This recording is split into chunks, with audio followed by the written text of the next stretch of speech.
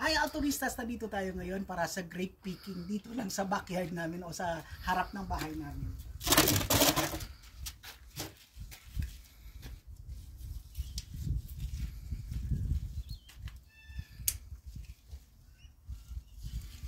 O ito, ayan.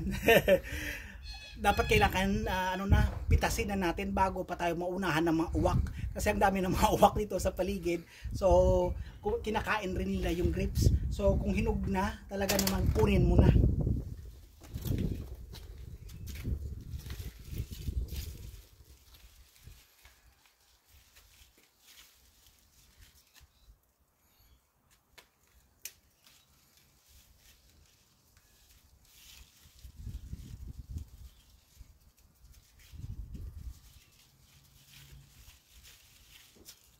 Yan.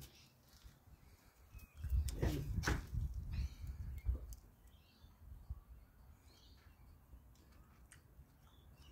Ang tamis.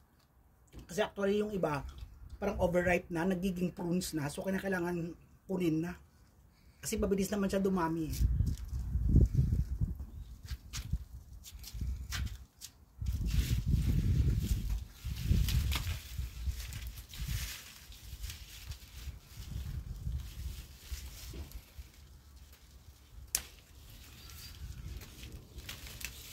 Wow! Ayan. Ayan o, yung ganyan. Kapag hindi mo makuha, nagiging prunes na siya, nagiging ganyan. Lanta na. So, masarap. Okay na. So, yun.